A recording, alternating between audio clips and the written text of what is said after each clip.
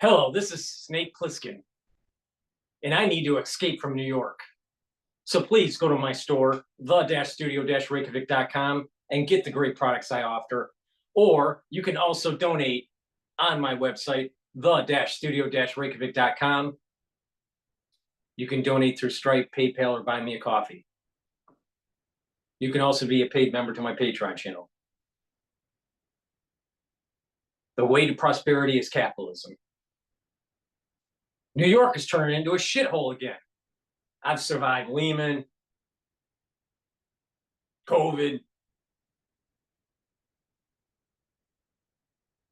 Cuomo, and now New York is about ready to usher in a socialist mayor, Mamdani. I need to escape from New York, so please help support that escape from New York by getting the great products I offer. I have structural nano silver soaps. You can get the lavender or the peppermint structural nano silver soaps, or the charcoal tea tree and the lemongrass. Please help support my escape from New York by getting the great products that I offer. And because we are a capitalist operation, if you use discount 5, you get $5 off any order. And if you spend $150 or more, you get a free gift until supplies last. Let's go to MSNBC and how they're pushing socialism. Oh, by the way, call me Snake.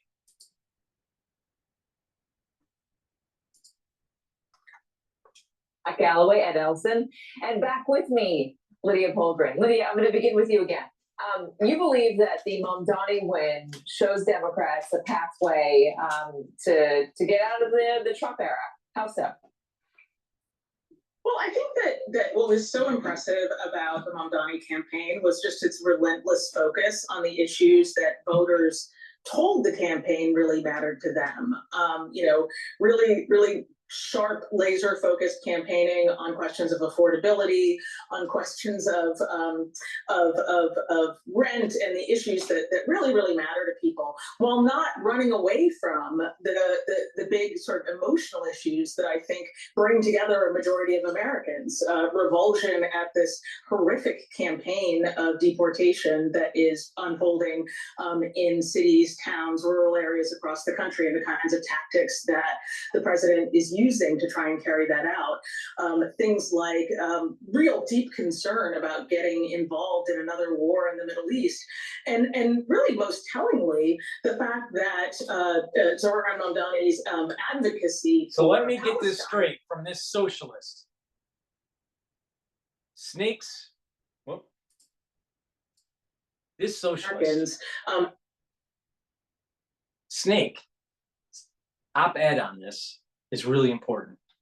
You're hearing someone that's saying, oh, let's keep Iran's theocratic regime. Oh, let's keep illegal immigrants in the United States, even though they're here illegally. And oh, by the way, let's just give free food to everybody. And you know what's going to happen? Guess what? You're going to have Whole Foods, you're going to have Trader Joe's and Christie's and Food Emporium. They're all going to leave. They're all going to leave. How are they going to compete with free food? Then all of a sudden, you're going to have to wait in line, and they don't have any bread anymore. You might even only be able to buy bread on Tuesdays. That is socialism. Socialism is coming to America. So please help support my work and get the capitalists to escape from New York and just let New York turn into a socialist hellhole. They really believe this crap. They really believe that they're going to make the place better by socialism. Let's keep the illegals here. Let's just give free food to everybody. Let's not get into another war in the Middle East, even though a theocratic regime is trying to go nuclear. actually have a lot of questions about and are really concerned about, particularly young Americans. So I think that combination of things, it really does point to a path and a way that Democrats in different places with different politics could speak with authenticity the things that matter to people, and frankly, just be less scared of their own shadow when it comes to advocating for fundamental American values. Yeah, the Palestinian issue is interesting. I'm wondering how it's going to play in the general. Because remember, this is the primary. Usually, whoever wins the Democratic primary goes on to easily win the general election in New York. But there will be some challenges here. Mayor Adams is going to challenge him. Cuomo might end up challenging him. He's reserving the right to run as an independent, but it's unclear he was actually going to go for it. And I thought about you today because you've been on the show a number of times talking about if the Democrats want to get anywhere with your generation, Generation Z, they've got to start talking like AOC and Bernie Sanders, talking about affordability, talking about housing, and going after the billionaires. Exactly what Mamdani did.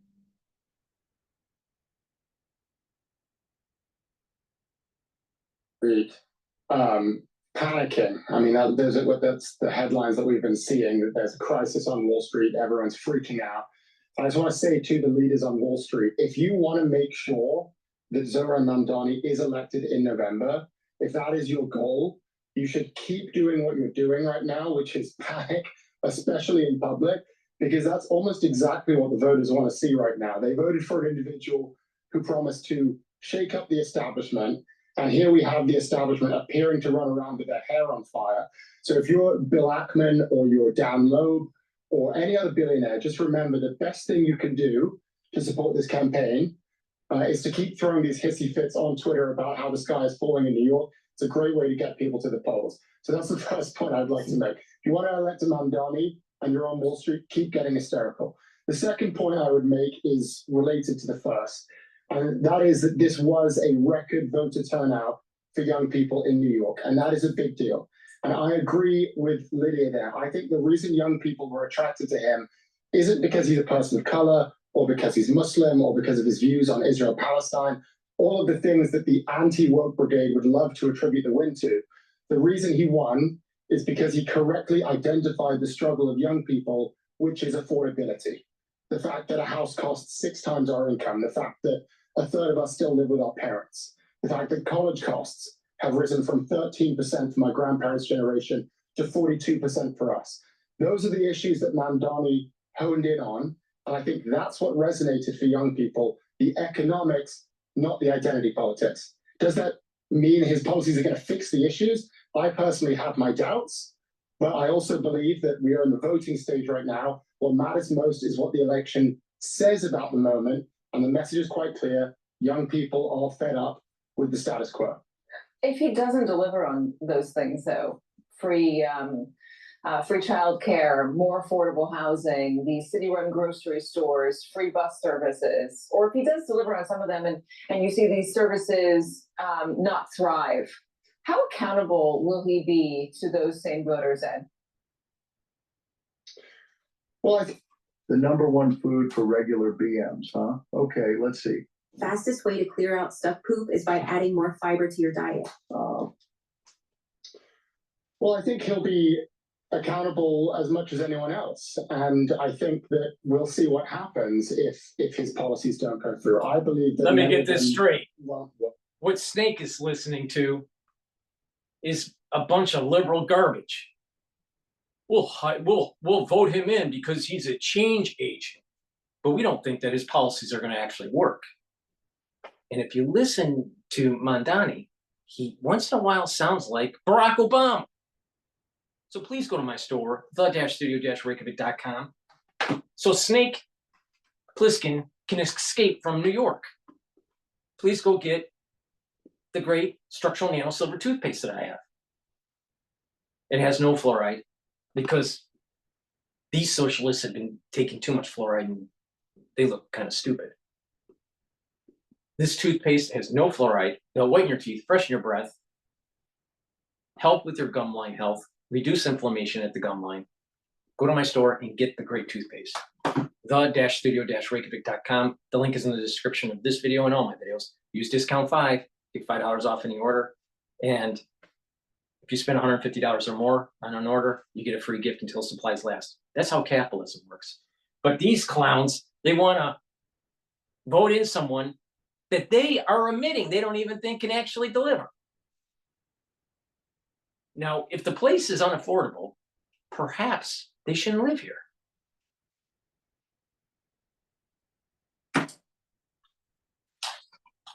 There are a few that I think are promising, but I think, the main point, in my view, is the voter turnout that we've seen. And, I love my generation. I love Gen Z. Many things I respect about my generation. But my biggest criticism is that we are, and this is what I often say to people, we're very active with our opinions, but very lazy with our actions. So we talk a big game about we're going to change the world, we're going to do all this stuff, but then when it comes to actually voting, we don't show up at all. And that is reflected in the fact that we have the lowest voter turnout of any generation, including when you look at the previous presidential election, where voter turnout was around 40% for young people. But this primary election has been the first major exception to that rule. 40% of people who voted early were under the age of 40. 25% of them had never voted in a Democratic primary before. That's up from 3% in 2021, meaning something happened here that activated young people. And regardless of your opinions on his policies or what you think of the politics or what might happen, the fact of the matter is young people finally showed up. And that to me is a significant step forward. That to me is a signal that Gen Z is ready to get its act together, to get off the phone, to walk to the polling site, and to call BS on a system that they believe isn't working for them. That to me is called being an adult. That's advocating for yourself. And so irrespective of his policies and what happens if he does govern, I think the most important thing is the largest cohort, one of the largest cohort in America, is finally deciding to participate. And for that reason, I think I have to give the guy some credit. I think the biggest lesson the Democrats should take away from this, anyone really, is that he gave voters something to vote for. I know I said that before, but I think it's worth saying again. He gave them something to vote for, not just something to vote against. That being said, there are some speed bumps here. And one of them is Governor Cuomo won two demographics that the Democratic Party, broadly speaking, needs, and the Democrats will need, or Mamdani is probably going to need in November here in this city, but broadly speaking, low-income voters and Black voters. He did well with Asian voters and Latino voters, but those two voters went very largely for Governor Andrew Cuomo. Democratic Party needs those voters. Historically, they have been Democrats, but they've been moving toward Donald Trump. Eric Adams is trying to capture that. Let me play a little bit of what Adams said in his official announcement for his re-election campaign yesterday.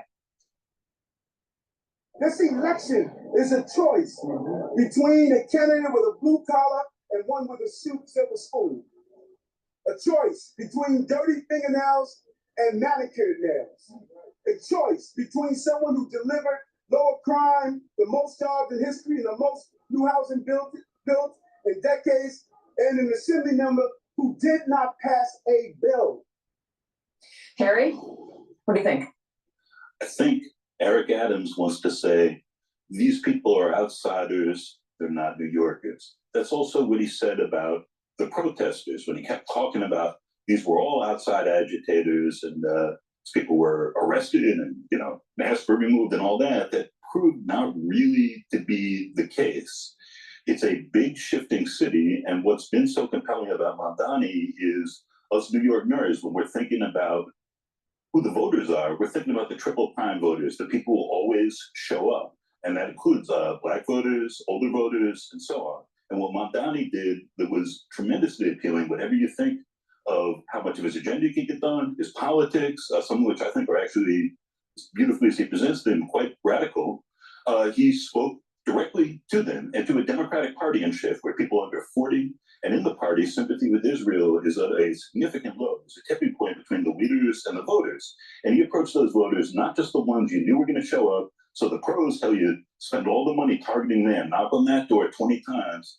He went to everyone in the city who could vote, and to young people who hadn't or weren't really in the practice of doing so. He made sure they were registered for this primary. So they showed up there in ways they wouldn't have previously. It was like opening up a window in a room that's been filled with smoke-filled air. And he's had really great success in foils. Cuomo was an excellent foil for him and wasn't offering his own positive appeal.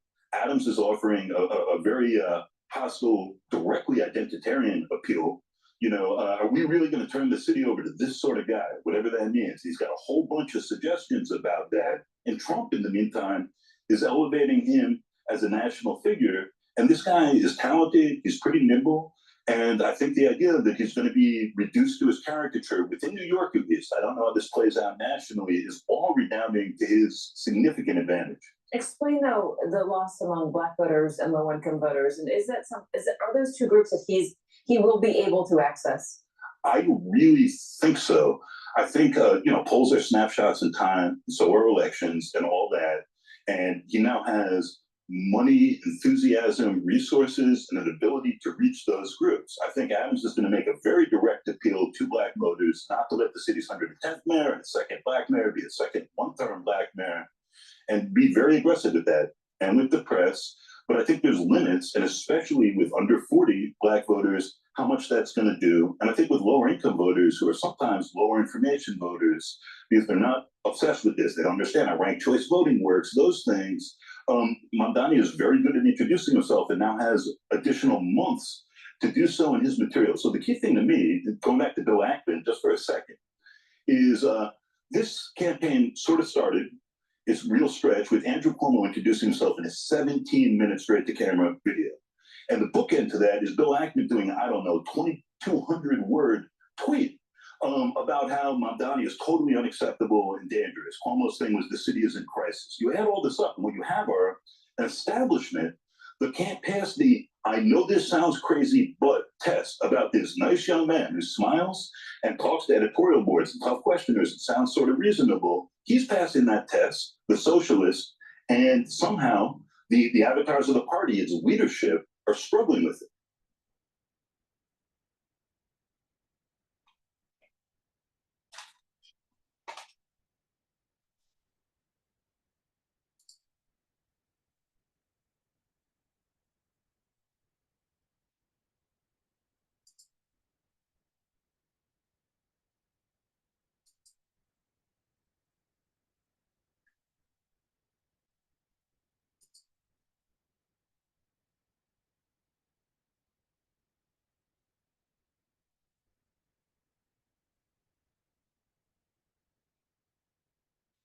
Please go to my store, the-studio-reykjavik.com, and get the cleanse. This is a 30 parts per million solution.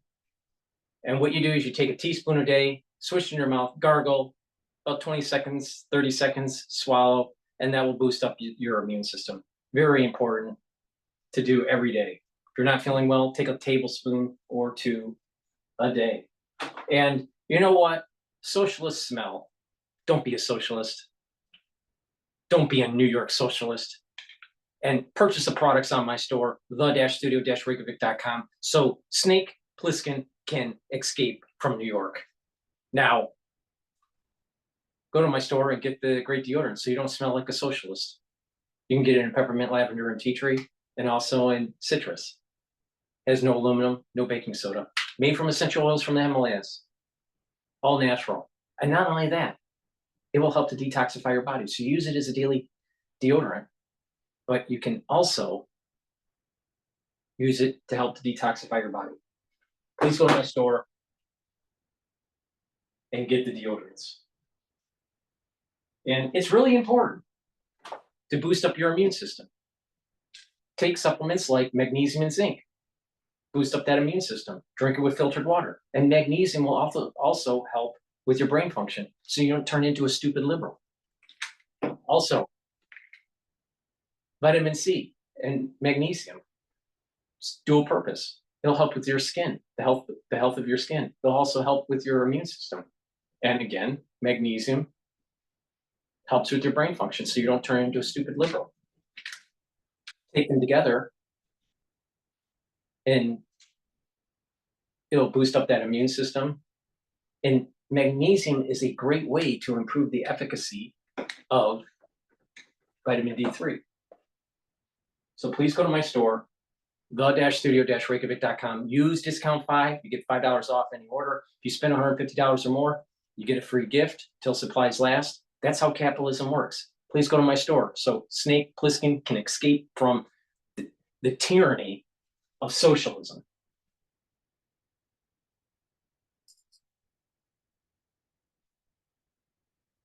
Work goes smoothly when you know the right steps.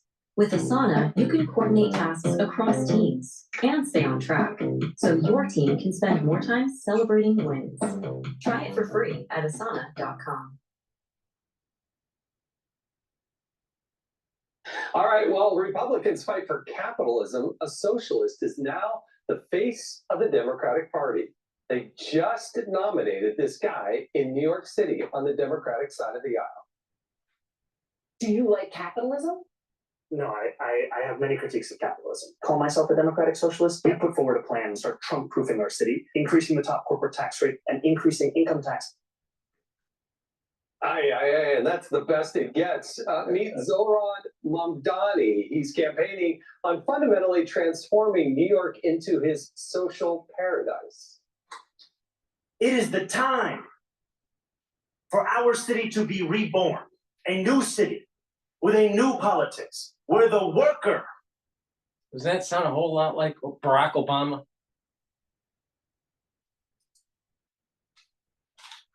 Comes first. And what is his signature economic policy? Government-run grocery stores. I will create a network of city-owned grocery stores. We will redirect city funds from corporate supermarkets to city-owned grocery stores. Where have we seen this before? I don't know. Have a look. The state food stores are called the gastronome shops. You locate what you want, you stand in line to learn if it's available, then you queue up in another line and buy that particular food ticket. Then you line up again and you acquire the desired food, unless what you've selected has been sold out in the meantime. Yeah, let's run it like we run the DMV, folks. That's the way to do it. That's what's going to get New York City back on track. Mamdani's radical policies are sending New Yorkers into a panic. The Wall Street Journal reports that some developers and landlords are making preparations to flee the city, and real estate agents are preparing for an exodus. One agent told the New York Post, quote, "My number one job will be moving people from New York to Florida again." But the New York Times calls him a new political star. And another far-left paper is encouraging Democratic establishment to follow his example as a blueprint to future elections. I am delighted, and it's good to see that kind of energy come in. The relentless focus on affordability had great appeal all across the city of New York. This is about the message that the people of New York City are trying to send to our party. If Mamdani is the future of the Democrats, the party may be in for a rude awakening come November of 2026. Even the Washington Post editorial board is warning them to, quote, Democrats should fear that he will discredit their next generation of party leaders, almost all of whom are better than this Democratic socialist. Ouch. David, this guy's taking a really radical position out here. Well, is there any real surprise? I mean, this guy is the Sadiq Khan of New York, and you saw what happened to London under him. This is a playbook that's been underway for a long time. The New York City Council, go back to the Christine Quinn days. I mean, I know we're kind of localizing it, but you got to understand that it's a weak mayor town with a strong leftist city council and, frankly, ineffective Republicans on the council. There's been no opposition to their march in New York State, because it's not just about Mamdani. You talk about the Working Families Party. You talk about Letitia James, who was their candidate all the way to the AG spot. You talk about Kathy Hochul, and now you give them New York City. This is a playbook that works. You look at the SEI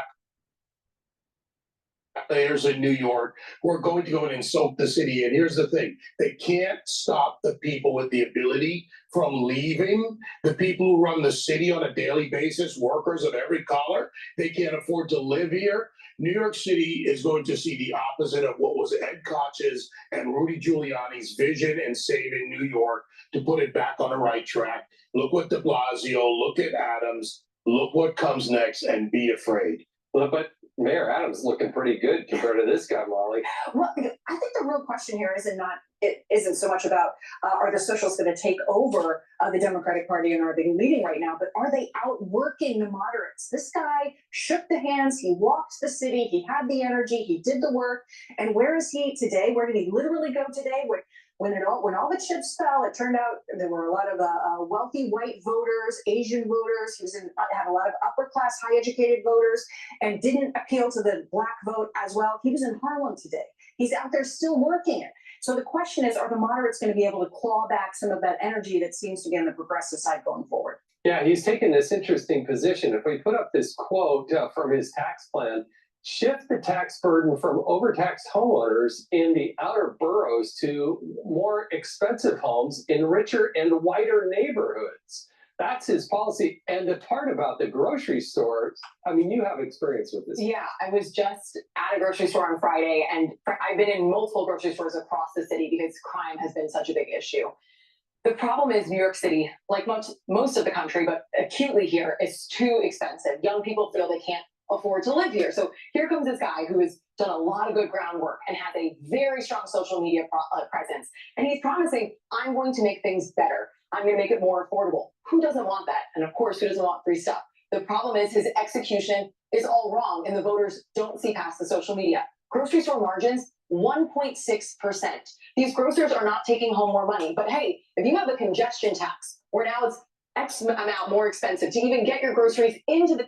Now, this is what's happening with people having jobs. Can you imagine when AI starts eliminating jobs? What's going to happen? More cities are going to go socialist.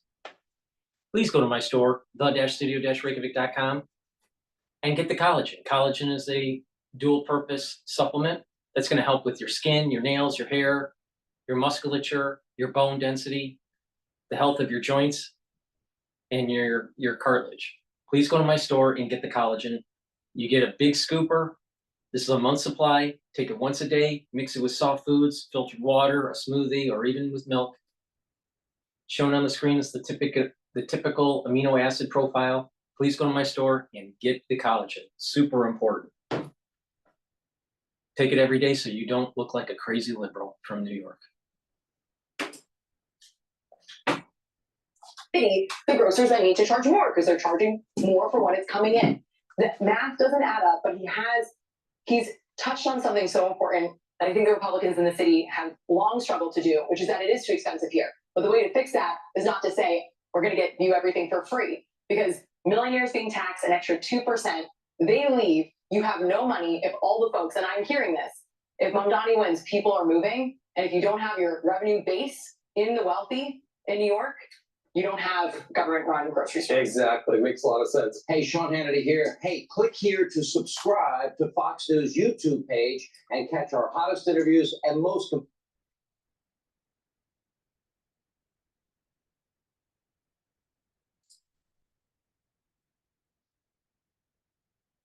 You need to tweak an asset without messing everything up. Luckily, there's Adobe Express. Create assets that fit in with your entire campaign, so you can make what you need when you need it. Now, you can move faster while staying on brand.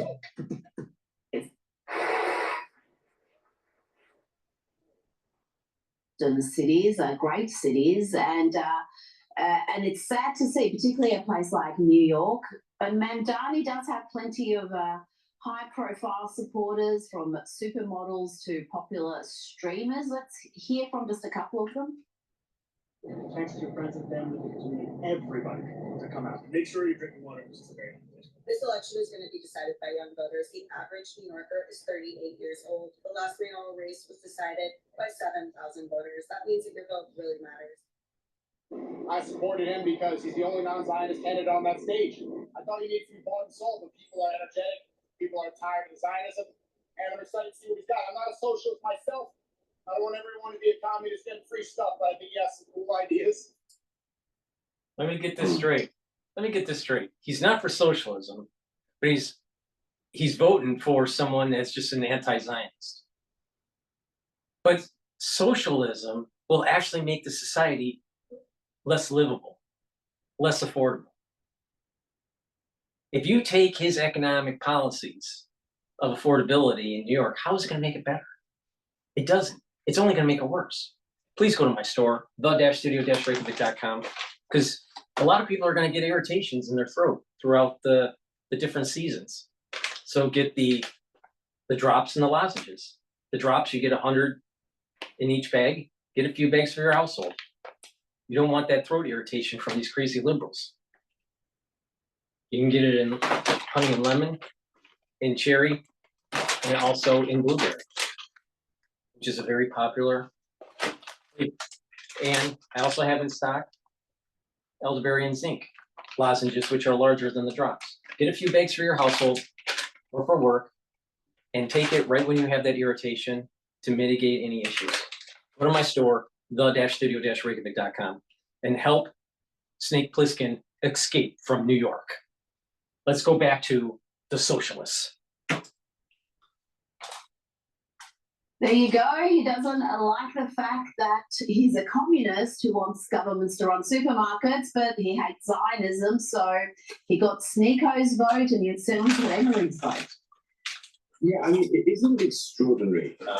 He's running to be mayor of New York, and the thing he's really best known for is his anti-Israel activism. But of course, that attracts a certain person, as we just saw. Imagine, though, I mean, this is an election to do with a mayor who can oversee quite a lot of stuff to do with the running of the city. But the mayor of New York doesn't have a foreign policy. So isn't it revealing when people like that guy there, Sneeko, isn't it? Yeah, that he says because he's not a Zionist.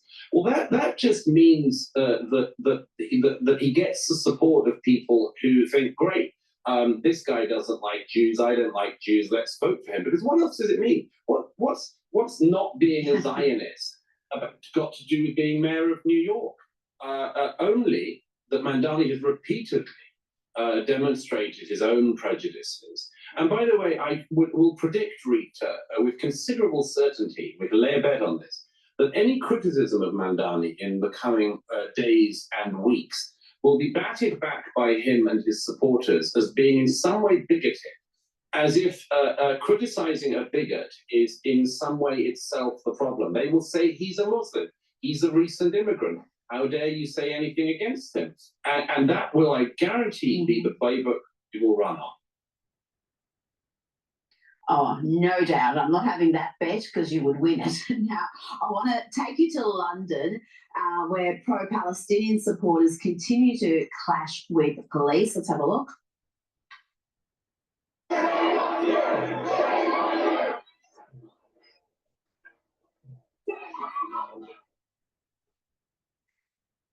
Now, these were members or supporters of the Palestine Action Group at Trafalgar Square. Now, this group is expected to be banned, Douglas, by the government, prescribed as a terrorist organisation after its members allegedly vandalised 2 planes at an RAF base.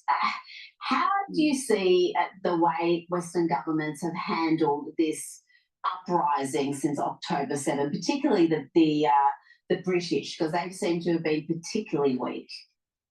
Yeah, I mean, they're all weak, Rita, and it's because they don't know what to do.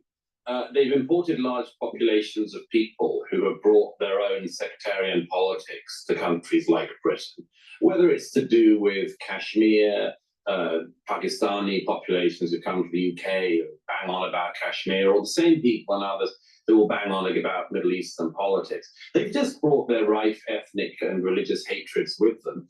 And the British state, like so many other countries, doesn't know what to do now, other than do a bit of kumbaya, why don't we all love the multicultural society bit. But actually, these people we're seeing there, I mean, they call themselves Palestine Action, and they attack RAF bases. They're just a combination of 2 groups of people, radical Muslims, and absolutely hollowed out Western far leftists who believe that their life will have some kind of meaning if they pretend that Palestine, if that's a thing, a name, a place, a state, should be foremost in all of their concerns. And it's a very interesting test for a country like Britain. Can the police and others actually rein in radical groups who bring our cities to a halt because of imported bigotries and hatreds? Or will they just continue to allow them to run riot? So far, they've just allowed them to run riot. We'll see. But if Starmer were to ban them, that would seem to me to be a very good thing.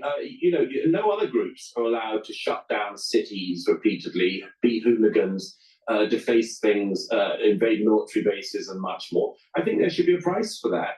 And I'm very happy if Palestine Action go the same way as the people they admire so much and get prescribed like Hamas and other terrorist groups. Now, Douglas, I've always made the argument that if you don't like the West and its values, then don't emigrate there. If you want to see Sharia law, then there are plenty of Muslim majority countries you could live in. But I want to play you the response to that argument from a character called Shakil Assar, who did very well, I've got to say, at the last general election in the UK, in the Hall Green constituency in Birmingham. He got the second largest vote, running as an independent. Let's have a listen.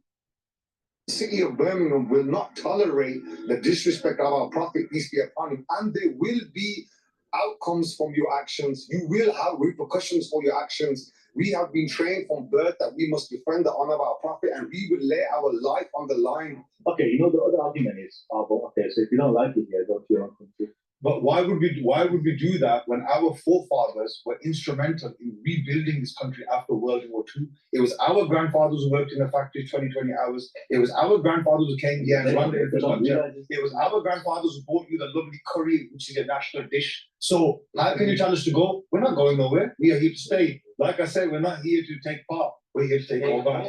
Douglas, what's your response to that? The argument is their forefathers helped rebuild the UK and they're entitled to take over.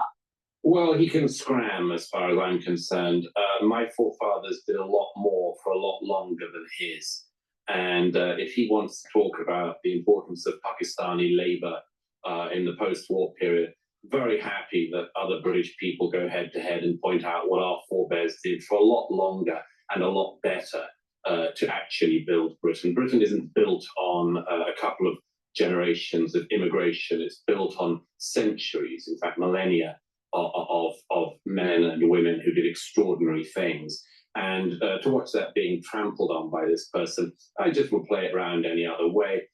If a white British person were to go to Pakistan and say, I'm very sorry, but actually my forebears built this country, not you, and I'll do whatever I want and we'll have a kind of white takeover of Pakistan or anything like that, it would be absolutely condemned by everyone. It wouldn't be tolerated at all. I'm just fed up of hearing demagogues like that. I'm sorry, the country doesn't belong to him and people like him. And I hope he doesn't push the British people as much as he's trying. So through the socialistic vector, Islam takes over and a caliphate is established. And this is brought to you by the Z generation because they're too stupid to realize what's happening. They don't fully understand history. Now, if the city is so expensive where younger people cannot live, don't live in the city. Now, the city is very expensive. It's a city for wealthy people, all right? It's not a city for the young that are just starting out their career. Now, there needs to be more housing to make it affordable. I have a big problem with that. It's just that you have commercial properties that can't easily be converted into residential. So therefore, there is an imbalance between supply and demand. So we have to have the city building codes, fire codes, and working with the private sector to convert these buildings in a more efficient manner to be able to bring up the housing units. But this supply and demand shortfall is going to be for years. So it's going to be a problem. You can't fix this through socialism. It's only going to get worse.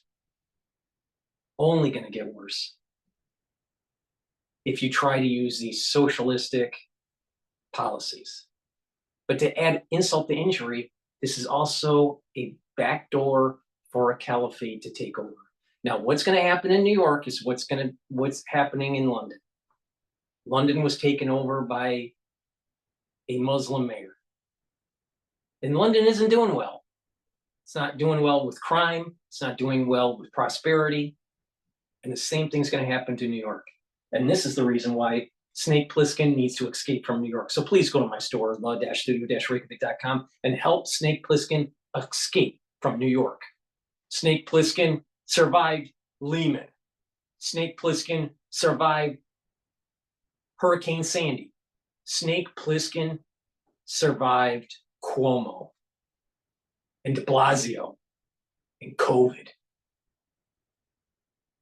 But Mamdani, he's a socialist that's going to screw New York over. He's going to turn this city into a total shithole. We're right at the edge of the pre-Giuliani days. Things are getting worse because of illegal immigration, because of the lawlessness of the Black community in New York, thinking that they can just run the town.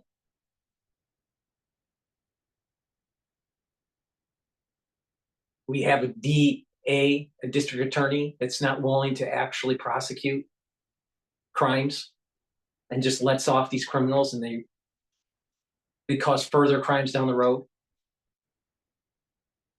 It's a big problem. But it's going to get a whole lot worse with Mamdani. So please go to my store, the-studio-reykjavik.com, and help Snake Plissken escape from New York. And by the way, if you follow my advice, you're going to be able to boost up your immune system in the process. So please get the turmeric, and the turmeric will help to bring down pro-inflammatory cytokines so you don't turn into a crazy liberal.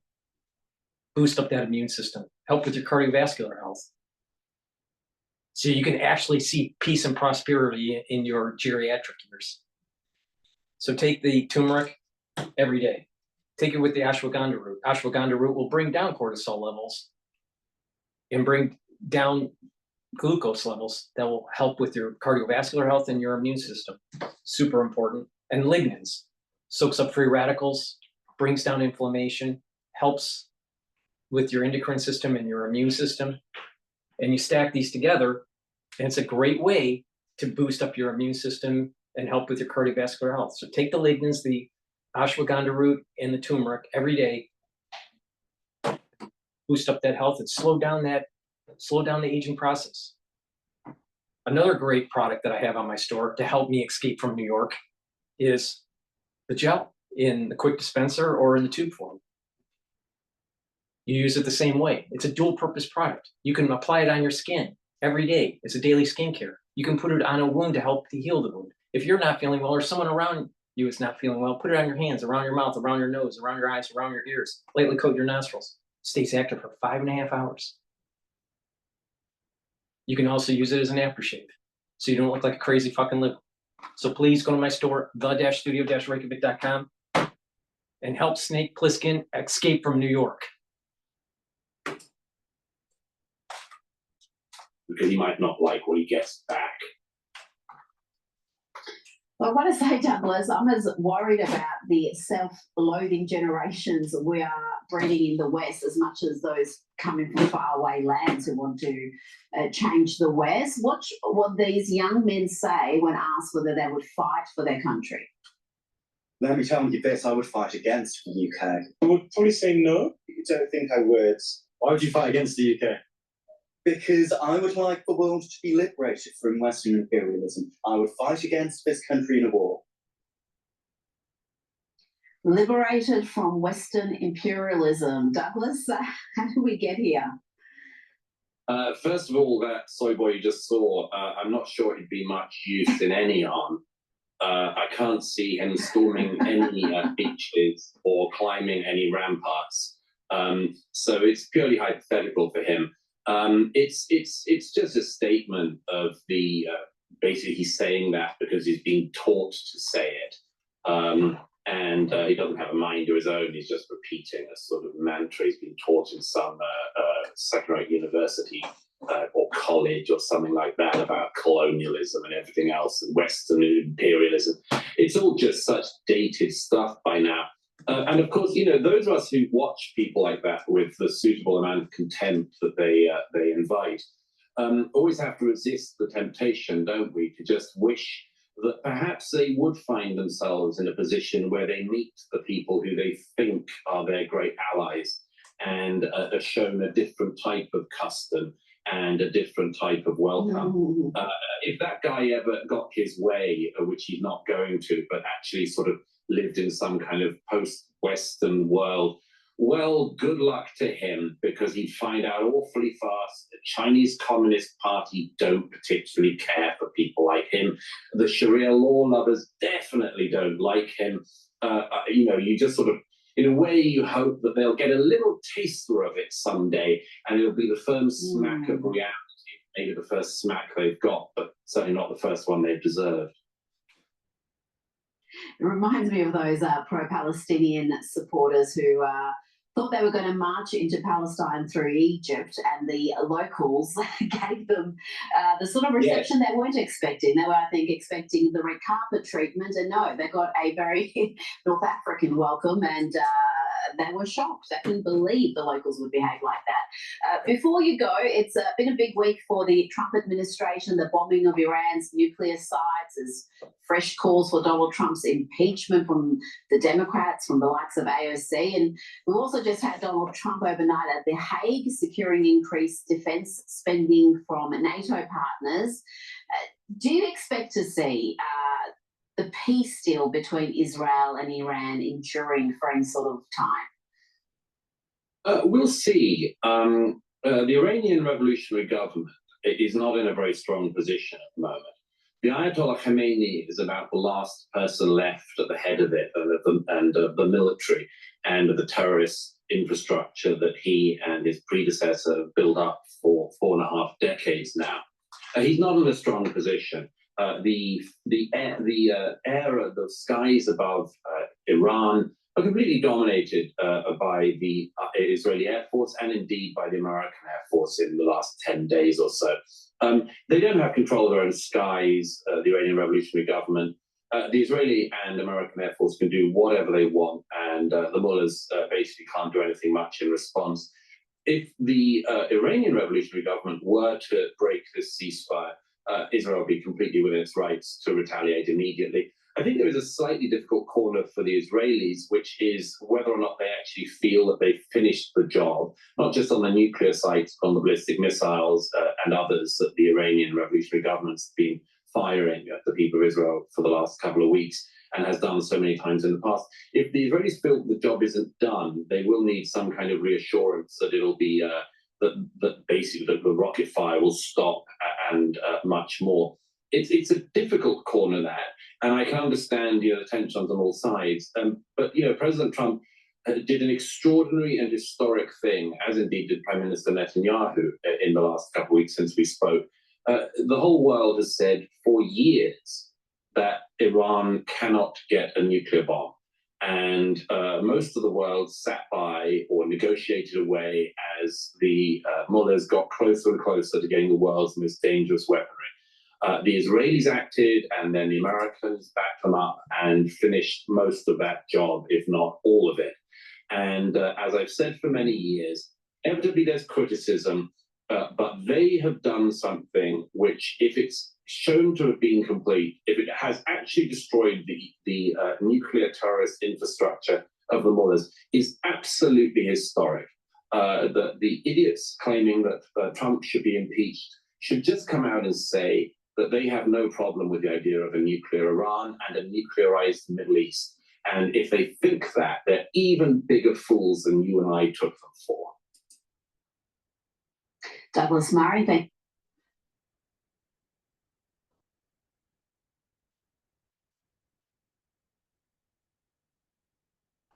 This is Snake Plissken, and we're going to go to CNN, I mean CIA. Please go to my store, the-studio-reykjavik.com, and get the omega-3. This is going to help with your lipid profile. It's going to bring down LDL levels, increase your HDL levels. It's going to bring down systemic inflammation and help to prevent your red blood cells from sticking. Very important for cardiovascular health. Take it every day. Don't be a fucking stupid, crazy liberal. And also, crazy, stupid liberals have problems with their gut biome. Don't be a crazy, stupid liberal. Get my probiotic. Take it every day. What will happen with having a good gut biome is you're going to improve your immune system at the gut level. You're going to absorb your nutrients. You're going to improve your metabolism. You're going to have a better communication between your gut and your liver and your gut and your brain. You're going to sleep better. You're going to get rid of that brain fog. And stupid liberals have a lot of brain fog. Don't be a stupid liberal. Please go to my store, the-studio-reykjavik.com, and help Snake Plissken escape from New York. Use discount 5 and you get $5 off any order. In addition, if you're 40 years or older, it's really important to take vitamin B complex. Why? The first 4 B vitamins helps to boost up your ATP because it helps the health of the mitochondria. Vitamin B complex helps the cellular metabolism. And B12 helps to protect your neurons. And it's really important to protect your neurons or you'll turn into a stupid liberal. And resveratrol. I've been taking resveratrol for decades. Resveratrol will soak up free radicals, help the health of the mitochondria, boost up those energy levels, get rid of senescent cells, help with youthful gene expression. Stacks really well with C60, NAD+, ubiquinol, clarity factor. Please go to my store, the-studio-reykjavik.com, and help Snake Plissken escape from New York.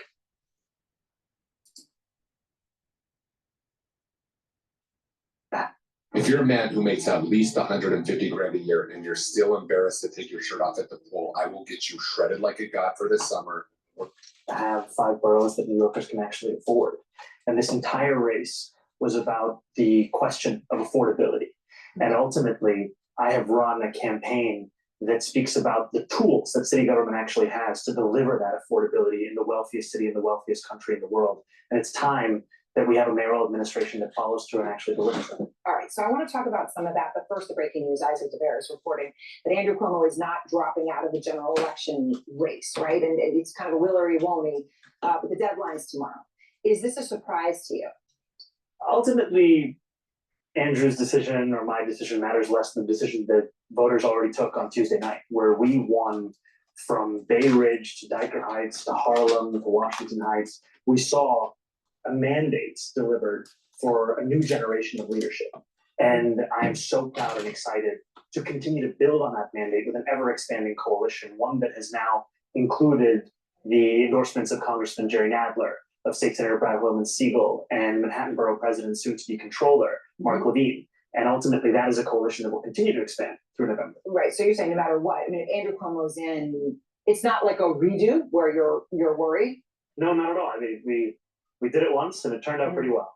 All right, so now can we talk about the policy? The policy is what stood out to a lot of people, but right, I said the freezing rents on half of the apartments, free bus service, the free childcare, and the city-run grocery stores. How do you pay for that? Let's go through it. So for the first thing, freezing the rent, that's not something that requires any fiscal output from the city. It's something that's determined by the Rent Guidelines Board, composed of 9 members. The mayor picks each of those members. They determine each year whether rents rise or whether they stay the same. The previous mayoral administration froze the rent 3 times. So this has clear historical precedent. When it comes to city-run grocery. Even Adams, so you're saying Adams. No, this is prior. Okay, sorry. He's the current one who has raised it 9% on those same New Yorkers, pushing them out of their homes. City-run grocery stores, I proposed a pilot program of 1 store in each borough. There are 5 stores in total. The total cost of this is $60 million. This is less than half the cost of what the city is already set to spend on a subsidy program for corporate supermarkets that has no guarantee of cheaper prices or collective bargaining agreements or even accepting. So you're not looking at some like Soviet Union grocery stores on every corner. They're going to be run by the government. No, what I'm looking at is how to solve the very clear twin crises of affordability when you go to the grocery store and food deserts, which disproportionately impact Black and brown New Yorkers across the 5 boroughs, where I've heard directly from New Yorkers who say, why is it that I can find 6 fast food restaurants in a 5-block radius, but I can't find a place to buy groceries? So 5 boroughs, 5 grocery stores, but that can't be the goal. Well, I mean, the idea Is the of, goal you want them on every, I mean, not, I mean, but in New York, things do those. I mean, Alpha on every corner, there's grocery store on almost every other corner. I think ultimately I'm guided by outcomes. If this pilot succeeds in guaranteeing cheaper groceries, as I think it will be, then yes, it should scale up. If it doesn't succeed, then no, it shouldn't, because what New Yorkers want are results. And then it comes to making buses free and universal childcare. Right. These are things that cost around $700 million and let's say about $5 or $6 billion.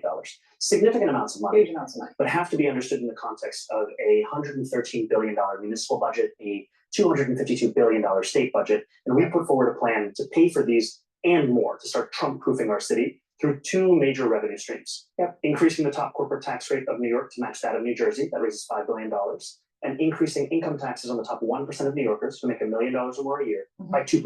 Both of these things, after they come to fruition, you're still paying less than you did before Trump. Okay, on the city tax though, and I know that takes effect with people, right now, the top rate of people 50,000 or more. So if you're gonna be adding 2% to people at $1 million, I just did the math, right? Well, but that's gonna be an increase of 51% of what they pay now.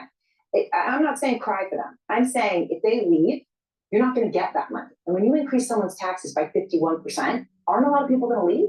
We're saying we're increasing it by 2% of what it is right now. And ultimately, I'm guided by the facts. The Fiscal Policy Institute did an analysis of the top 1% of New Yorkers and found that they leave the city at 1/4 the rate of other income categories. And when they do leave, they leave to what are called high tax states, New Jersey, California. So what it then comes down to is, why are they leaving? Is it fiscal policy or is it actually quality of life? And I've heard that time and again from wealthier New Yorkers, from all New Yorkers. So it's tough.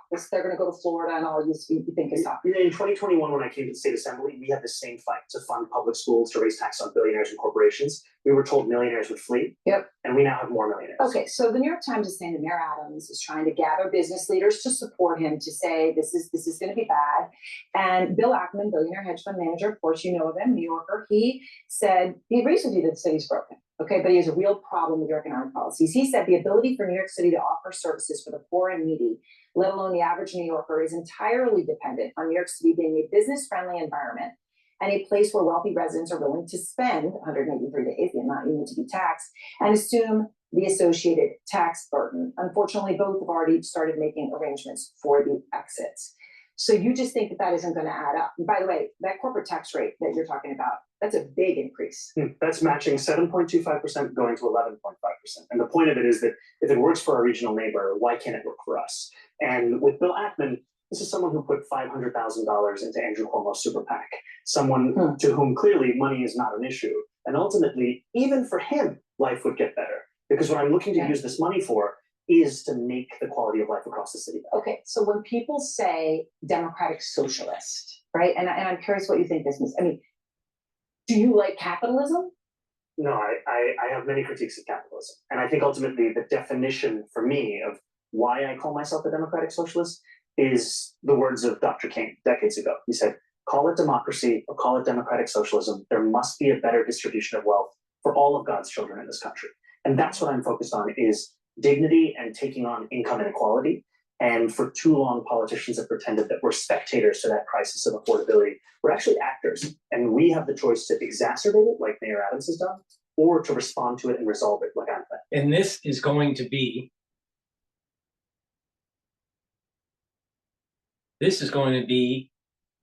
the stepping stones towards reparations, redistribution of wealth.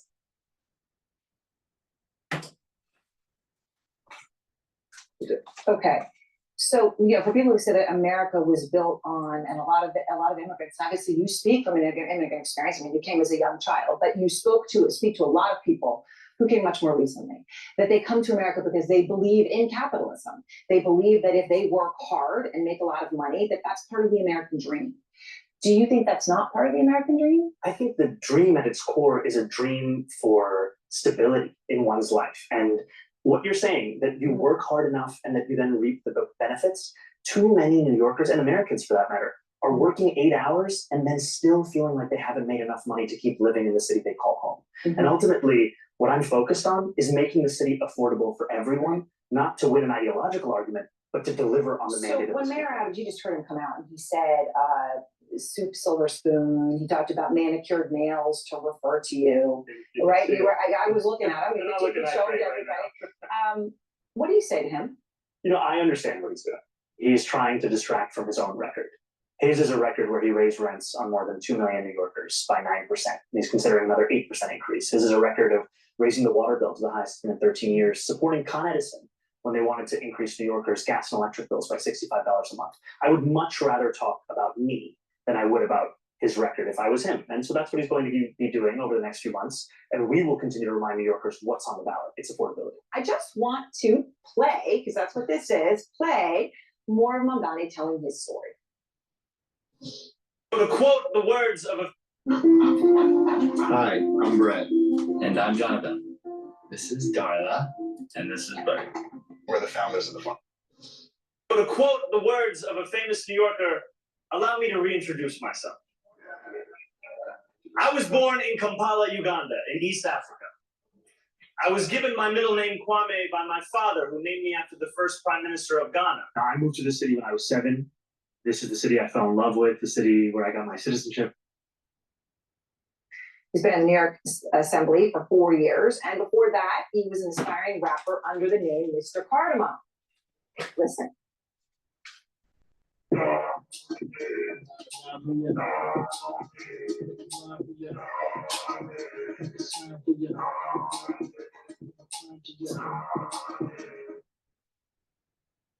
Once you do it, it's out there. It never comes back. It's there. Didn't think it was going to be on CNN. It's there, and there it is. So what do you say to people who look at your background and they wonder? They say, okay, rising star you may be, but this is the largest city in America, $112 billion budget, 8 million people, and a hell of a lot of problems. And they say, okay, whatever the future may be, you're not ready now. I would say that a campaign offers a glimpse of what an administration would look like.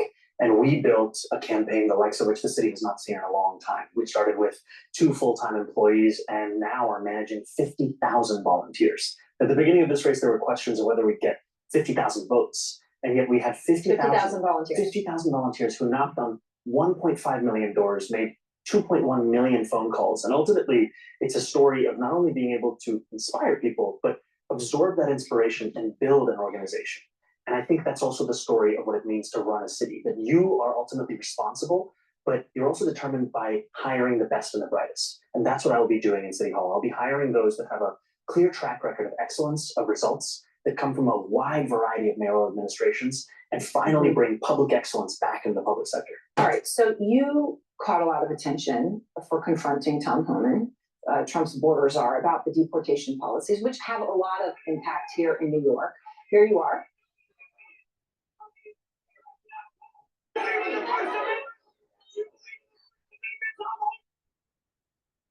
So that moment went viral. All right, then after the primary, Homan was asked about your plan, which is on your website. You said that you would end the city's cooperation with ICE agents that has been going on under Mayor Adams, and he has spoken out. Here's what he said. Good luck with that. Federal law trumps him every day, every hour of every minute. We're going to be in New York City. Game on, we're coming. Game on, he's coming. What do you say? But I'm going to be here to stand up and fight back. And unlike the current mayor, I'm not going to be working alongside the Trump administration to build the single largest deportation force in American history. I'm going to actually represent each and every New Yorker. And that includes immigrant New Yorkers. And that means standing up for the laws of this city, like our sanctuary city policies, which have kept New Yorkers safe for decades and were defended by Republicans and Democrats alike for years until we... Then why is crime up? Why are these gangs running the streets? This is why Snake Plissken needs to escape from New York. It's going to be a lot worse under Mamdani. Please go to my store, the-studio-reykjavik.com, and get the digestive enzyme complex. If you're 40 years of age or older, you need to reduce the stress on your pancreas. Super important. Take the digestive enzyme complex to break up your carbohydrates, proteins, and lipids. You'll be able to absorb your food easier. Less stress on your digestive system, less stress on your pancreas. Please go to my store and get the digestive enzyme complex. Super important if you are 40 years of age or older. You need to detoxify your body daily, or you're going to turn into a crazy liberal. Take the zeolite. Zeolite will bind to heavy metals, toxins, and chemicals, allow you to urinate it out in 6 to 8 hours. And that way you're helping your immune system and you're helping your endocrine system Make sure you drink filtered water and stay away from processed foods, and make sure you clean your environment in your house. Keep away those cleaning supplies and paints that may be degassing in your air that you're breathing in, even in low concentrations. When you're breathing it in regularly, it can disrupt your immune system and your endocrine system. Back to a crazy liberal. This mayor who fear-mongered about them so extensively. Does that involve the NYPD? It means that the NYPD would actually serve New Yorkers and not assist ICE in their operations. We recently saw ICE agents. So they would not assist ICE. Not assisting ICE because ultimately their job is public safety.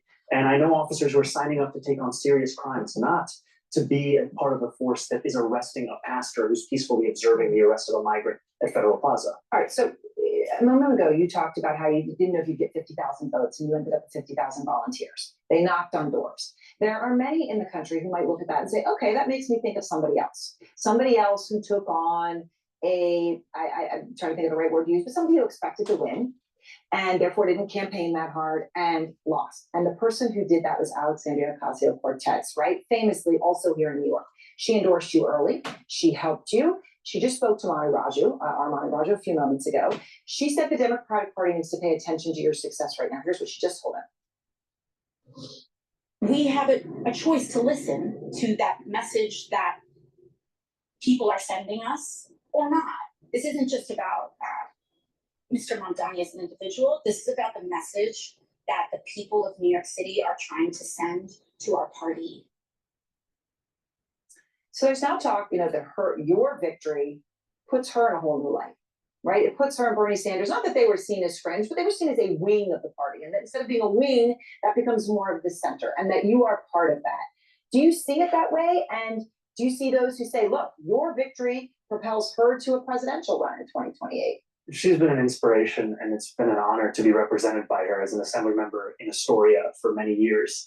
And I think about a senior who works at a child care center that I met in Sunnyside, Queens, who told me that I'm not a progressive, but I realized when I looked at Alexandria Ocasio-Cortez and Bernie Sanders, they were the only ones who were willing to fight for me. Yeah. And that's what so many New Yorkers and Americans understand, is that these are the two individuals who have been willing to take on this oligarchy and actually stand up for dignity for Americans. Before you go one, things are going to get a lot worse when the recession happens and AI starts taking jobs away. And there's going to be more and more people that are going to be clamoring, begging for socialism. And this is exactly what Ayn Rand predicted and Atlas shrugged. So we're living it right now. We're seeing it playing out. And it's going to accelerate with artificial intelligence. The next recession, which is a ways away, but the next recession, there's going to be massive layoffs and it will stay structural. It's called structural unemployment, not cyclical unemployment. And those individuals are going to be gravitating to people like Mamdani. And it's true that there is a divide between the have and the have-nots, and it's increasing. A big part of it is because of the performance package for the managerial class with stock options that are tied into equity gains in the stock market. That's a big part of it. But when the recession comes and artificial intelligence starts supplanting individuals and unemployment becomes structural, not cyclical, the United States is going to be going through a tumultuous time understanding what does it mean for capitalism. Can capitalism maintain and be a force for prosperity, or will we go down the road of a socialistic hellhole? And it is not so sure which path the United States will take. My optimistic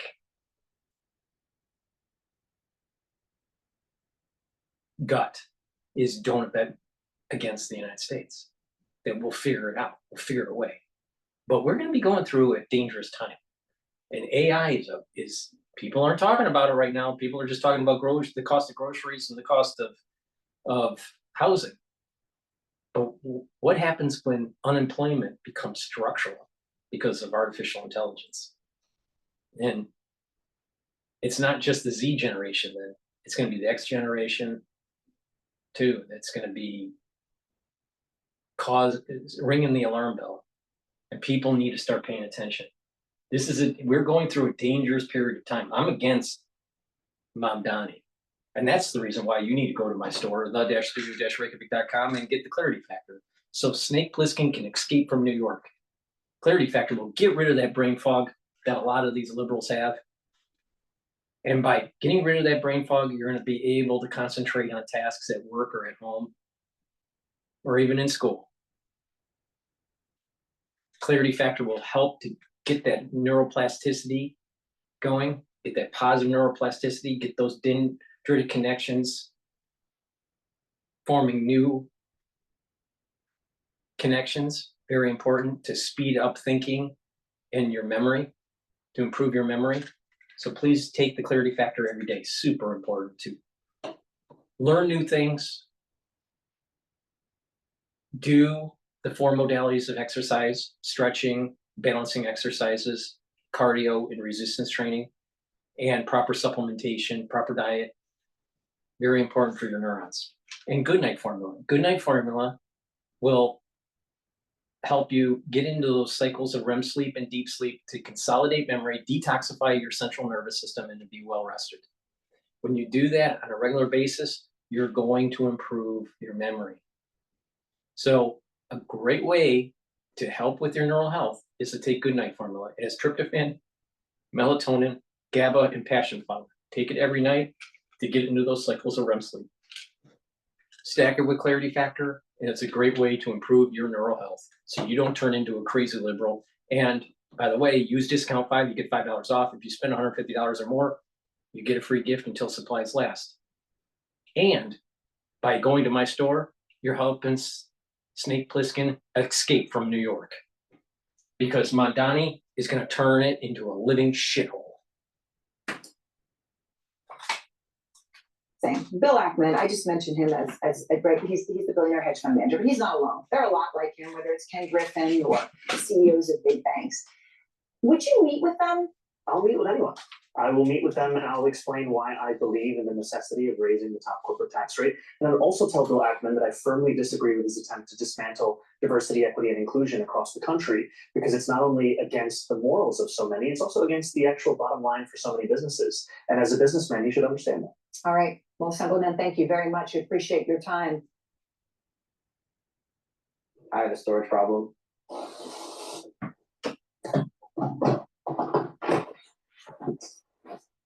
Like a real problem.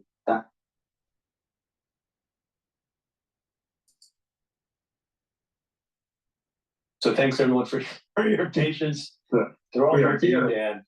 Today, even though we screwed it up and we're 13 minutes late, they came roaring back because they want to know your take on things. Excellent. It's been a very newsy couple of days here. Yes. Well, I'm in the great city of New York. I'm in Manhattan at this very moment. Looks like we're going to have a new mayor. So, but first, I want to talk about the other guy, Andrew Cuomo. His father, 3-term governor of the state of New York, I think it's his father, who coined the oft-quoted phrase, "You campaign in poetry and you govern in prose." Yeah. Andrew Cuomo didn't campaign in poetry or prose. I've been trying to think of what the right metaphor is. He campaigned in phone book. Like what did he campaign in? Can you finish the? Did he campaign at all? As far as I can tell, maybe not. But I'm not sure it would have mattered. You wrote. You're very acerbic, Dan, about Mr. Cuomo. He posted on X, Cuomo ran a campaign that reflected his personality. Entitled, cynical, and treating the voters like idiots. He's getting what he deserves. You also wrote somewhere good riddance. That was Brad Lander who said good riddance. Okay. Yes. Yeah. I see. Not you. I share your very negative view of Andrew Cuomo. Why do you have that view? Well, it's just, I mean, I've seen him not up close, but from afar for a long time now, and we learned a lot over the course of the last few years in the investigations into his tenure as governor. Everyone from the President of the United States on down to the political leadership of his party thought he should leave the governorship early, should be out of American politics. And then just a few years later, some of those very same people are embracing him to run for mayor. Seems like an absolutely insane proposition to me. It is like a lot of what it is that we as Democrats hate about Donald Trump is very manifest in how Andrew Cuomo has governed and how he's acted and how he believed the rules didn't apply to himself, that abuse of power, you know, sort of pseudo-authoritarianism. And we didn't, you know, this is not what people want, and it shouldn't be shoved, certainly should not be shoved down their throats out of fear of a candidate who you thought was too much of an outsider or too progressive or a democratic socialist. To try to do that for Andrew Cuomo is how you get a result like this. So it turns out, are you saying, Dan, that it turns out the Democratic Party has a pretty decent gag reflex?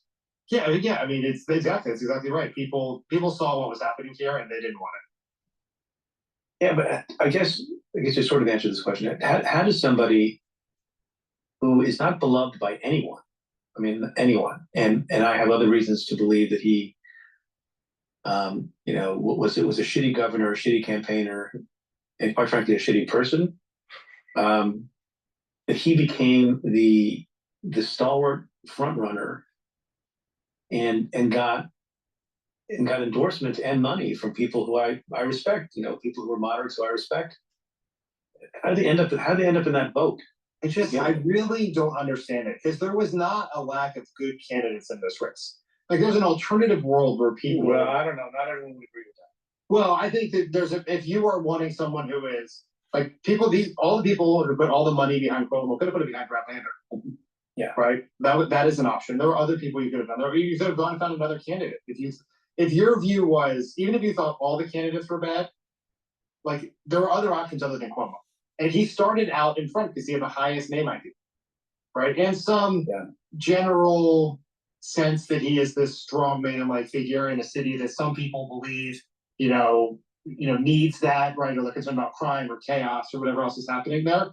But for the Democratic Party establishment, for billionaires, for Michael Bloomberg, for Bill Clinton, for Jim Clyburn, for reasons I can't understand, to come in from South Carolina to endorse, seems crazy to me for a candidate, for someone who we thought has more reason to be in prison than in office right now. So look, I'm very confused. So I don't vote in New York City. I live outside of New York City, but I work in New York City. I was the U.S. attorney here for almost 8 years, including Westchester and 2 boroughs in the city. And I care deeply about the city, and I care deeply about the state. And I am not far to the left. I spent 8 years as a prosecutor. I don't believe that we should defund the police. And yet I wake up this morning not sure about Mr. Mamdani, but relieved that Andrew Cuomo is not our standard bearer. Is there something peculiar about my feeling this morning? No, I have lots of trepidation about that person. No, I think that when you become the nominee in a low turnout election, right? Like not a huge part of the city voted in this election. You have a responsibility to go make the case to people like you, right? People who may agree with him on a whole bunch of issues, but may have concerns. He has been answering the defund police question throughout all of this, and has said that is not something he's going to do. He's actually going to expand the number of people in the streets by having these community service workers who are going to do a lot of the things that the cops are being asked to do. But there are people have, it's fair to have questions, right? Absolutely, and it's going to be I'm going to come by him to answer them for everyone. Well, one gets the feeling, and this may be quaint, and maybe it's not quaint because it seems like this was part of what happened in this election. And tell me if this is too naive or too facile. You can agree or disagree with people's policy positions. Yeah. And you can have, and particularly if someone is prepared to evolve and engage, but hold certain positions in good faith, I can respect that. And I don't know Mr. Mamdani personally. I know some of the other candidates personally. I know Mr. Cuomo personally, unfortunately. But I get the sense that he's and I don't know because you never know with anybody. Yeah. But that he speaks from the heart, and he's a genuine person. And boy, does one get the opposite impression of the other guy.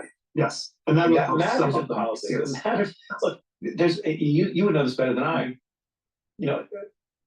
I often wondered if we make too much of sort of the slicing and dicing and analysis of the public, and that not in every instance, and maybe this only matters at the margins, that people want to believe in the uprightness of not the uprightness because we vote for a lot of not upright politicians, but believe in the authenticity of the person they're voting for. They want to be touched by that person in some genuine way.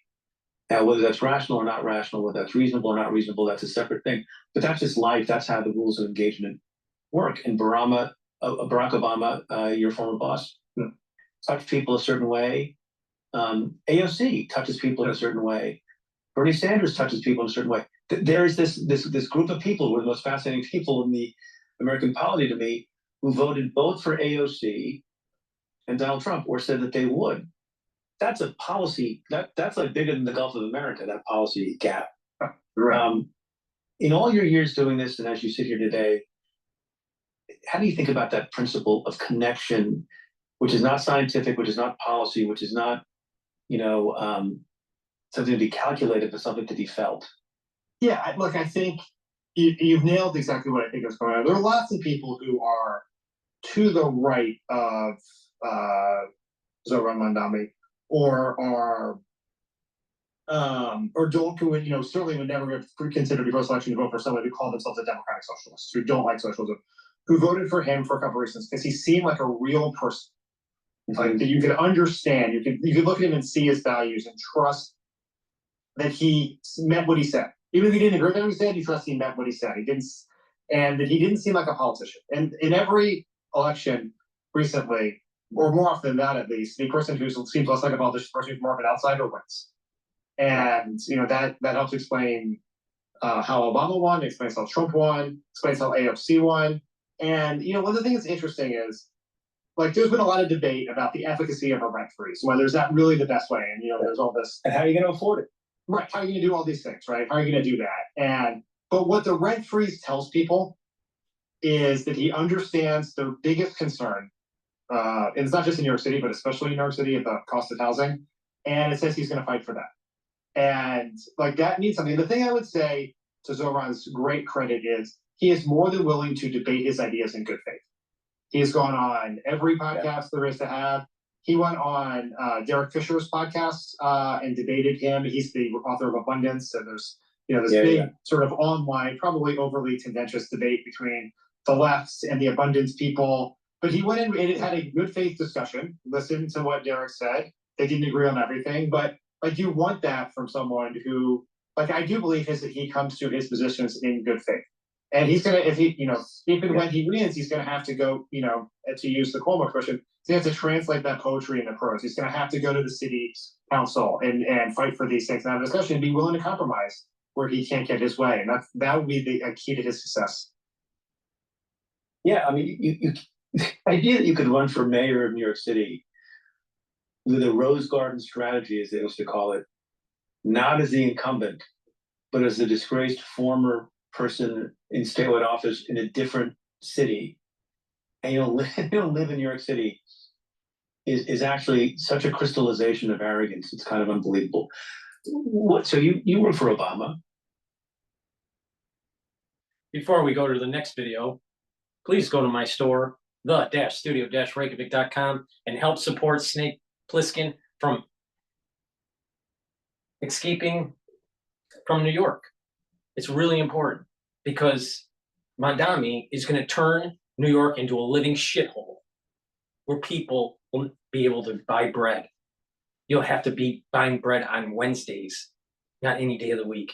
Milk is on Fridays, and vegetables every other week. That's the Mamdani plan. Please go to my store, the-studio-reykjavik.com, and help Snake Plissken escape from New York. Get the olive leaf extract. This is a dual purpose product. And by purchasing dual purpose products, you're helping multiple systems. In this case, olive leaf extract helps with your immune system and your cardiovascular system. Why is that important? When you start listening that America is turning into a living shithole because of socialism, you might start having a heart attack. And you're getting so upset that your immune system is going to go down. You need to take supplements that help to boost up that immune system because of socialism. You're going to need to take supplements that boost up that cardiovascular health. By taking olive leaf extract, you're bringing down inflammation. That's going to help with your immune system and your cardiovascular system. And olive leaf extract helps your lipid profile. By lowering LDL, you're reducing the chances of plaque buildup because less LDL means less oxidized LDL. And you also increase your HDL, which is super important. That's good cholesterol. So please go to my store, the-studio-reykjavik.com, and help Snake Plissken escape from New York. Now, another great dual purpose product is vitamin D3 and K2. Because socialism is running rampant in America, you're probably going to have problems getting food at the grocery store. So you're going to have to take the proper supplementation to be able to maintain that bone density. Do resistance training, taking calcium, and get the vitamin D3 and K2, stack them together, and it'll help you to absorb that calcium. Also, take magnesium to increase the efficacy of D3. Do that resistance training and your bone density will improve. In addition, D3 and K2 helps to pull some of that calcium depositing around plaque and reduce the chances of further calcium depositing of plaque. So please go to my store, the-studio-reykjavik.com, get the D3 and the K2 so you don't turn into a crazy liberal. Help Snake Plissken escape from New York. Let's go to Mayor. And Adams. how?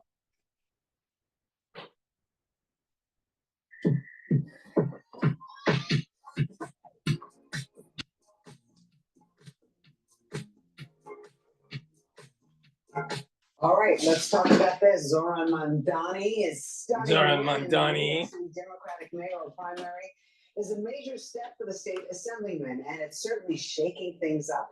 While the results still need to be finalized, Mr. Mamdani is the apparent Democratic nominee. But the race for mayor not over yet. In November, the general election happens. Mamdani will potentially face several candidates, including the incumbent mayor, Eric Adams, who is running as an independent. At least we think we'll get into that. Mayor Adams joins us right now. First of all, thanks for joining us here in studio. We appreciate it. I missed you the last time. I know, so it's nice to finally meet you in person here after all this time. All right, you're expected to kick off your campaign today at noon with an announcement. Yes, yes. Why don't you just give it to us right now? What's the announcement? No, it's very exciting. We're going to do just a huge visual presentation of our re-election campaign, our re-election kickoff, and just see the diversity of who's part of the city and who's part of our team. Really excited about the last 3 years and 6 months, and we just want to continue the success that we've shown. So you're officially kicking off the campaign today? Yes, officially, right after we wanted the primary to get through, because we're still a Democrat. The process allows us to run on our own line. And keep in mind, both Andrew Cuomo also had his own line, and we believe the Jim Walden, several had their own line. What is interesting, people say it's hard to win on an independent line. Yes, it is, but it has not been hard for sitting mayors. Sitting mayors like Lindsay and Bloomberg, they ran on independent lines and they were successful. And that is the difference between just anyone running on the independent line. Real quick though, Lindsay ran in the primary first and then lost and then ran independent. You chose not to run in the primary at all. Right, not enough time. You know, when the case was dropped, or which it should have been, was so close to the actual turning in our petitions. We had over 25,000 petitions. So I needed the time really to share with the voters. Many voters were not aware of how successful we've been. I heard all the time in the city, while I didn't know that. I didn't know you built more housing in your individual years. I didn't know that we have more jobs in the city's history. Crime has been dropped at such a substantial level. And so now I'm able to be out there and just run that campaign the way I want to. So let's talk about Mr. Mamdani, because he definitely energized the young people in the city, and he promised them a lot of free things. Now, what are you going to promise us? Well, nothing I believe is more painful than people promising you something when you're going through difficult times that you can't deliver. I knew that as a child. Mommy raising the six of us and never really getting the things that were committed and promised to us. Look at the difference of what I've done. I promised to bring down crime. We did. The last 6 months, we had the lowest numbers of shootings and homicides in the city history. I promised to put money back in the pockets of New Yorkers, paying off medical debt, drop the cost of child care. We just completed a no income tax for low income New Yorkers. $30 billion back in the pockets of the people. He's promising things he can't deliver. You called him a snake oil salesman. Because you still stand by that? Yes, because he's selling things to people who are struggling and dealing with affordability issues. He's selling things that he can't deliver on. And he's talking about increasing the income tax of 1% of New Yorkers, high income New Yorkers. Mayors don't do that. You know who actually can do that? He could have done it in all when he was there, but he didn't do that. But let me ask you something. Yes. It's a crowded field. Yes. And Andrew Cuomo right now still in the race. He says he's got union labor backing, which would be, your competition. Are you looking for President Trump to help you? Would you accept help from President Trump if he were to offer it in this race? First of all, I'm looking for help from all of the New Yorkers. That is where it matters. And most importantly, if people want to support the campaign, I'm willing to take support from wherever the support comes from. There are rumors out there. Always. This is New York. The rumors are this. That Curtis Lewa, who's running on the Republican line, would be offered a job in Trump's administration, and you would run on both lines. That rumor didn't come to my doorstep yet. I must focus on voters. And then we have 1 million independent registered voters in this city. 1 million. Think about that number. And so this is an opportunity that once the general election takes place, it doesn't matter how you're registered. It just matters that who do you want to move the city forward? And my experience shows that I have the ability to do so. This city has recovered. Broadway had the best 12 years in recorded history. All of these records that we have broken shows that we're moving in the right direction. And I'm saying to New Yorkers, I'm going to show you my record and let me continue to recover the city. It's just a yes or no. Would you accept to run as a Republican? No, it's too late to do this. Just which? Yeah, it's too late to do that. They're already the Republican is right. You can't do that now. After the primary. Okay, I just wanted to be clear on that. Okay, so look, one of the things you talk about is your record and what you've accomplished. Yes. New Yorkers don't acknowledge, a lot of New Yorkers don't acknowledge that, or else we wouldn't be in this situation right now. I think a lot of people look at your 4 years. Which situation? The situation where you're complaining right now about the Democratic nominee, being Mamdani, and a lot of people are like, well, it was Cuomo versus Mamdani, but you were the mayor for 3.5 years going into that, and it became an open primary. But you still people still run against you, so but my point is, I'll let you finish. Okay, so the point is, it became an open primary because a lot of people didn't see your term as successful. So if you had been more successful, would you have run, obviously, as a Democrat? Yes, you would have, rather than waiting to be an independent. So my question is, after setting it up, and you can respond to it right now, is your response is because of the situation that you created in the 3.5 years going into it. Now we look going forward, rather than saying you come in independently, like Jim Walden does or someone else. You have a record that you're serving on, but New Yorkers don't look at that record and say it's a record that they like. Wow, that's a long question, man. Let me go back and peel back that question. You said because we weren't successful. You're not perceived as successful. Maybe that's what I said. Point. Yeah, And what do people get their perception from? They get their perception from what they read and what they hear every day. I was just sharing with you as I moved throughout the city and sit in civic centers, senior centers, etc. And I started listing the success. Dropping childcare, decreasing crime, more jobs in the city's history, putting money back in the pockets of New Yorkers. People say to me all the time, "Damn, I didn't know that, Eric."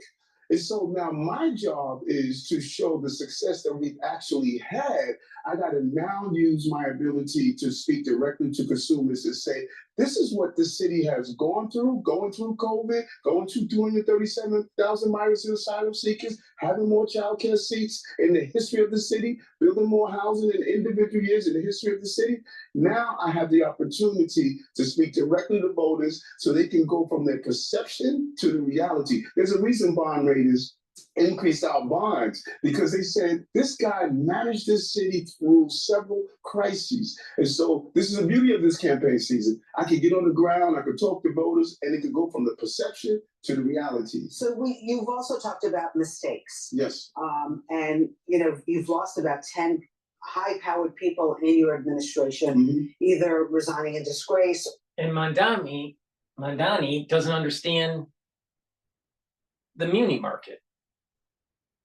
If you're going to have people that exited out, a mass exodus out of New York, the tax revenue is going to go down.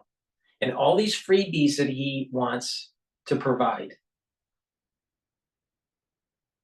are going to cause a budget hole for New York.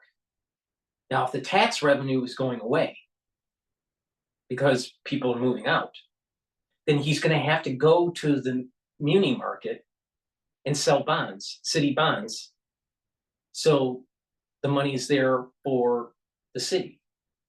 Now, the investors are going to not buy those bonds or at a very high interest rate. So the yields on those muni bonds are going to skyrocket. So the city is going to have to pay more on interest because of these socialistic programs. Mamdani is going to try to keep rents lower, but before the election, anyone that's going to re-up their contract for lease, either for homes or maybe even for businesses, it's going to be at an elevated level in anticipation for the potentiality of Mamdani coming in as mayor in November. So if someone is up in a contract before November, you're going to have a higher elevated increase in rent because of Mamdani. No one's talking about that. And people are already thinking about leaving.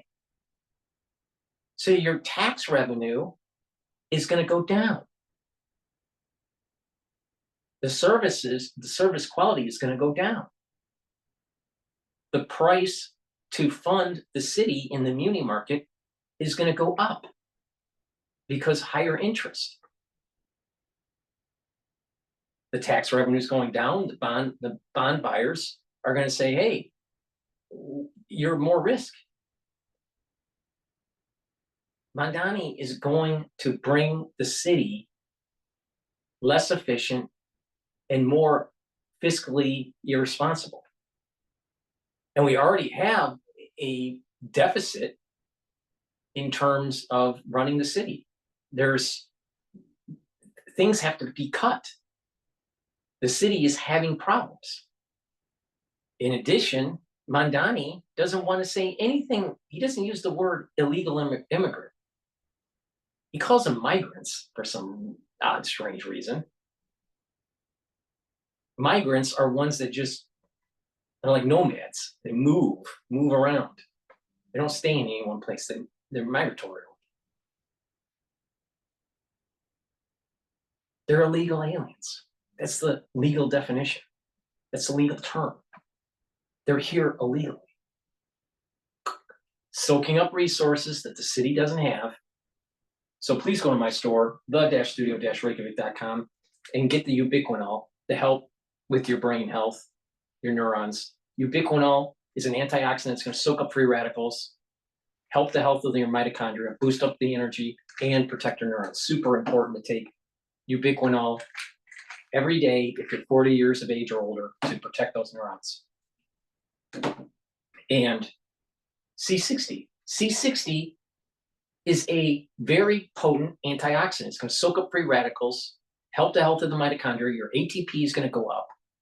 And by soaking up free radicals at the vascular level, you're reducing oxidized LDL. And by reducing oxidized LDL, you're reducing plaque formation. By soaking up free radicals at the neural level, at the neuron level, you're improving your mitochondrial health, boosting up that ATP, less stress on the neuron. That means the myelin sheath is healthier.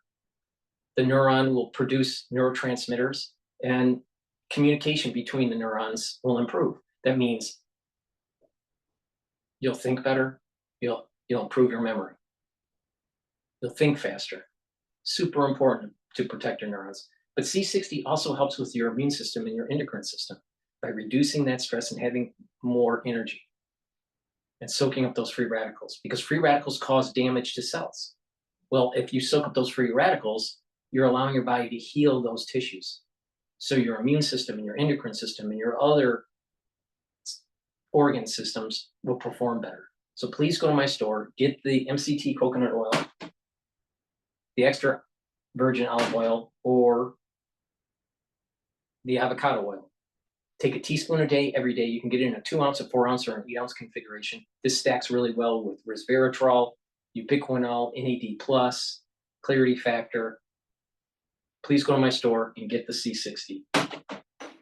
Super important to boost up your health and to slow down the aging process. I've been taking C60 since 2016 as part of an anti-aging protocol. So please go to my store, the-studio-reykjavik.com. Use discount 5 to get $5 off any order. And if you spend $150 or more, you get a free gift until supplies last. Help Snake Plissken escape from New York. Go to my store, the-studio-reykjavik.com, and get the products. Or being indicted. What will you do going forward to make sure those mistakes are not repeated? Well, the first thing to say this, I'm 65. You tell me a 65-year-old person out there that didn't make mistakes. I'm perfectly imperfect. I trusted people that I should not have trusted. People broke my heart. But you cannot tell me you're going through life and they're not people who you met that didn't disappoint you. That's what adults go through. You reach a point in your life, you do a reflection and say, I would have done it differently. But I got up every day and I deliver for the people of this city. So will you keep Jessica Tisch? Will you keep Randy Mastro? Because those two seem to be responding well in New York City. Oh, not only them, what about Camille Joseph Waller, my chief of staff? One of the best crisis management team members we have. Fabian Levy, my communication director. Zach Iskel, who's in charge of OEM. I can go through the list. Adonis Rodriguez, who have brought down fatalities in the city. And he's so those people would be part of your administration going forward. I was looking for new talent. When I came into office, it was right off the COVID people. We were trying to recruit some of the best talent we could. They said, Eric, I'm used to being home. You know, I'm not ready to come back to work right away. We sat there with masks on that January 1st day and still delivered for the city. Gotta look at the numbers. We can't deny the numbers. The city has turned around. Remember when you talk about crime on the subway system? Yes. 4.6 million riders, only 5 felonies a day. We have dropped crime in our subway system. Took over 80,000 illegal bikes off our streets. Remember we used to have motorcycles running through the street going wild? This is a better city because of this administration. I want to ask you one non-campaign issue, because we did a story earlier about the EMS union saying that they're 100% of their budget right now, and people are still waiting 3 hours for ambulances. Right. They need help. Yes. They said they've asked City Hall for help. We asked, City Hall haven't got a response. What do you know about that? What can you share? When you said the definition of help, we need to bring down time. We have so many more vehicles that are on our streets that's impacting time. And when you look at the union contracts, we settle 98% of our union contracts to make sure fair wages for police officers, teachers, for FDNY. And EMS, we're going to do a fair contract for them and make sure that they get the help they need, because bringing down response times It's crucial to do so, and those are real partners in doing it. What do you say to New Yorkers? I mean, the story today is real estate brokers are being reached out by a lot of New Yorkers who can move. Right. And they Those all New Yorkers said the same thing when Bill de Blasio got elected. There are a lot of Democrats who But said we they were see- leaving the country when Well, Trump we got see- elected. we see- People every election go, I'm leaving if my side doesn't win. Well- So I don't put a lot of stock in that, to be honest. You with don't? Well, Do no. you? Well, first of all, they did not say that when I got elected. Well, we did lose a lot of people after COVID. Exactly. So people were afraid to be just confined indoors. They wanted more space with their family. Let's say this for a moment. Almost 700,000 small property owners. They come to the city, 14 units.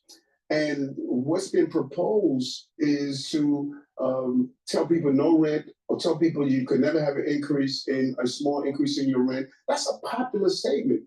But you know what happens when you do that? You can't pay for repairs. You can't pay for the increase in taxes, the increase in insurance. Now, small property owners will lose their homes. Large LLCs will come in and purchase those homes. Now we're pushing out the small property owners. When you make these decisions as a chief executive, you have to understand the full ecosystem of running a city. It can't be idealism, it'll collide with realism. It also can't just be talking points either. So we've gone 15 minutes here.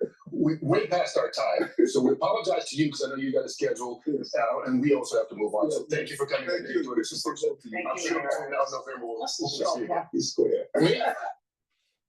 Please go to my store, the-studio-reykjavik.com, and help Snake Plissken escape from New York, because Mamdani is going to turn New York into a living shithole. Go to my store, the-studio-reykjavik.com, and get the heirloom barley. This is going to help to detoxify your body, reduce inflammation, and soak up free radicals with superoxide dismutase. Take it every day. It's a high-density protein. This is 1 month's supply. Mix it with soft foods, filtered water, milk, or even a smoothie. And Boomer Boost, 68 nutrients, has a very extensive compound profile that you can read on the screen or on my website. Take a look at the label. This will target multiple systems, like your vascular system and your heart and your brain function and your musculature. Rev up your metabolism. Your energy levels will skyrocket. And within 72 hours, you're going to notice a major difference. You're going to have a steady burn of energy. You're going to sleep better. You're going to be able to think clearly, so you're not a crazy fucking liberal like Mamdani. You're going to think faster. Your memory will improve. Your musculature will improve. So it's very important to take every day. This is a month supply. You get a big scooper, mix it with soft foods, filter water, a smoothie, or even milk, but take it every day. And you can stack it with the heirloom barley and take it together, or even the gladiator barley. So please go to my store, the-studio-reykjavik.com, and get the Boomer Boost. Take it every day. Super important. Super important. And the health protocol, the core for the anti-aging protocol is cleanse max 14 or max 35. Take that every day to boost up your immune system. C60 is the second pillar to soak up free radicals. The third pillar is the turmeric, the ashwagandha, and the lignans to boost up that immune system and help that vascular system. And the Boomer Boost is the fourth pillar to boost up those energy levels and rev up your metabolism. And that will slow down the aging process so you can be strong and have vitality, and you're slowing down that aging process. So please go to my store, use discount 5, you get $5 off any order. And if you spend $150 or more, you get a free gift until supplies last. That's how capitalism works. Please help support Snake Plissken so he can escape from New York. Thank you for listening, and have a nice day.